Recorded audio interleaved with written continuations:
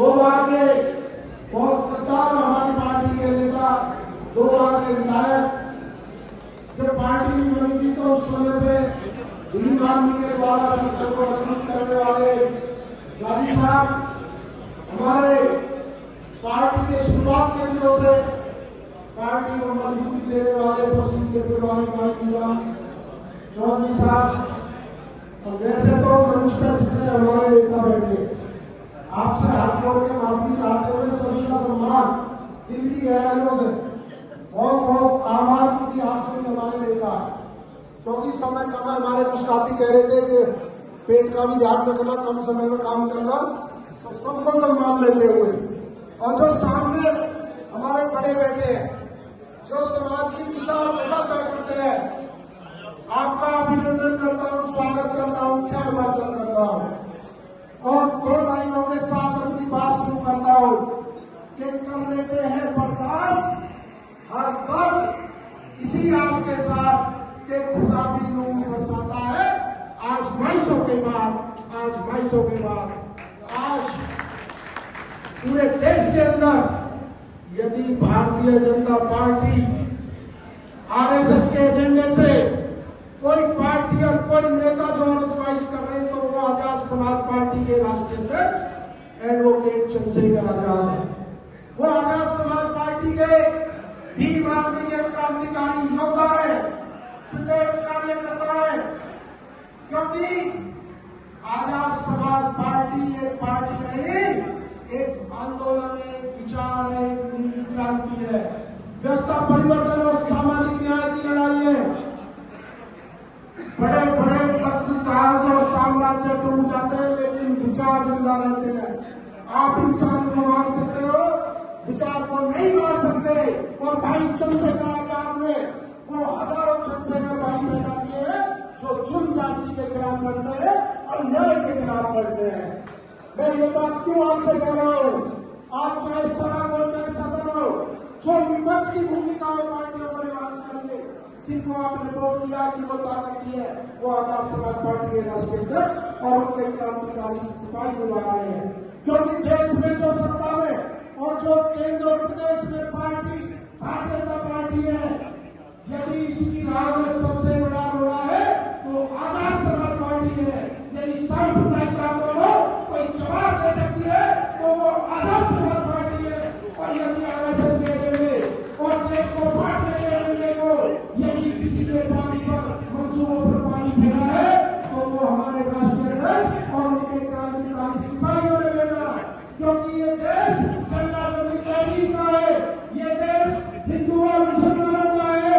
जितना देश हिंदुओं का है उतना मुसलमानों का है। क्योंकि देश की आजादी की लड़ाई जितनी हिंदुओं ने लड़ी उतनी मुसलमानों ने लड़ी। 1857 के संग्राम में यदि हिंदुओं से ज्यादा संख्या थी तो मुस्लिम समाज की संख्या थी। क्योंकि ये देश यदि चंद्रशेखर आजाद और भगत सिंह का है तो ये देश अस्फाकुल्लाह का है, ये देश वीर अब्दुल हमीद का है, ये देश मिसाइल अब्दुल कलाम आजाद का है, ये देश टीपू सुल्तान का है, ये देश गंगा जमुनी तहजीब का है। जहाँ मोहम्मद रफी गाना गाता है कि बड़ी देर हुई नजराना तेरी राह का ब्रजवाना।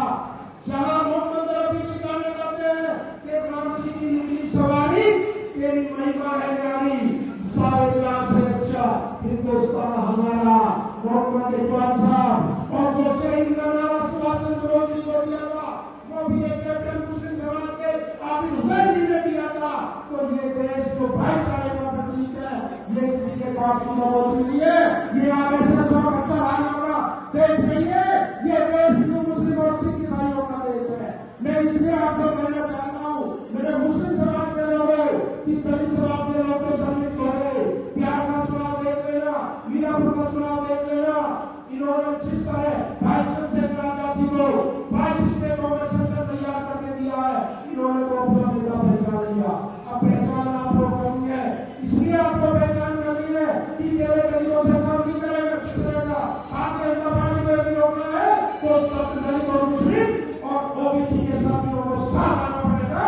क्योंकि खतौनी का चुनाव आपने देखा, एक बार बीजेपी के सामने कांग्रेस और सपा की सरकार थी, तब भी भारतीय जनता पार्टी जीती। एक बार कांग्रेस सरकार लोकदल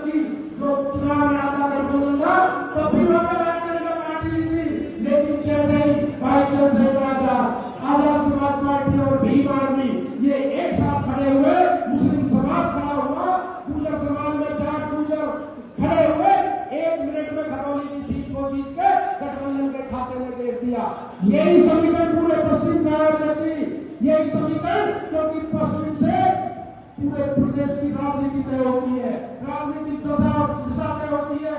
आप दलित मुस्लिम एक हो जाओ, पूरे समाज की गारंटी मैं लेता हूँ कि ओबीसी समाज में सबसे ज्यादा यदि पूजा जुड़ेगा तो वो आजाद समाज पार्टी से जुड़ेगा। और वही 26 नवंबर की रैली में यदि खुद दलित और मुसलमानों के बाद यदि ओबीसी की जाने जातियां भी आपके साथ खड़ी होंगी और उनमें सबसे ज्यादा इस रैली में कोई आएगा तो वो पूरा समाज आएगा। अब ये आपको तय करना है कि ये मैसेज पूरे 26 नवंबर को आके देना है कि हम सारे एक साथ हैं। और यही पिछड़ों की सबसे बड़ी ताकत है कि दलित और मुसलमान के साथ कंधे से कंधा मिलाने खड़े हो जाए तो सरकार करने से कोई नहीं हो सकता। अब बात करते हैं 2 शब्दों में 26 नवंबर की रैली में। देखो हम दूर के जिलों से हैं लेकिन भारी संख्या में आपके बीच पहुंचेंगे।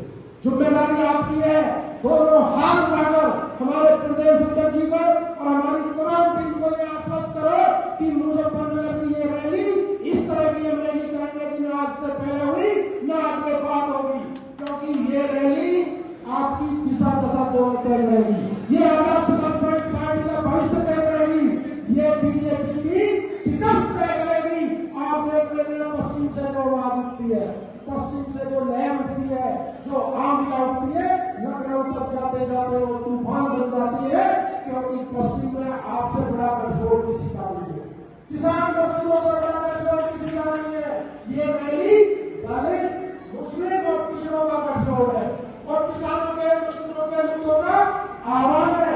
इसलिए मैं अपनी बात समाप्त करते हुए 2 लाइन में अपनी बात खत्म करूंगा और आपसे अनुरोध करूंगा, जो आओ तो सारे मुस्लिम भाइयों से अनुरोध करता हूँ टोपी पहन के आना और दिखा देना कि चंद्रशेखर भाई ने यदि हमारे हकों की लड़ाई 70 से 70 तक लड़ी है तो मुस्लिम समाज की प्यार में कोई कसर कोई नहीं छोड़ी है, क्योंकि इस्लाम को जो मानने वाले लोग हैं वो किसी का एहसान नहीं करते। यदि उनकी कदर को कदम बढ़ाता है तो वो 4 कदम बढ़ाकर उसका आशीर्वाद देने का काम करते हैं। आप जरूर उसमें पहुंचेंगे। और 2 लाइन में अपनी बात समाप्त करता हूँ कि तूफानों से आग बुझाओ और सैलाबों पर वार करो और मना होगा छक्का छोड़ो, तैर के नदियां पार करो, तैर के नदियां पार करो। बहुत बहुत धन्यवाद, बहुत बहुत आभार, खुदा हाफिज। दुआ में याद रखना और 26 नवंबर को इतिहास रचना है, अभी नहीं तो कभी नहीं, बाकी काम हमारे पर छोड़ देगा।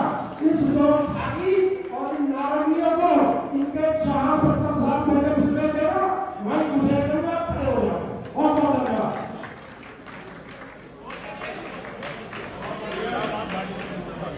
जय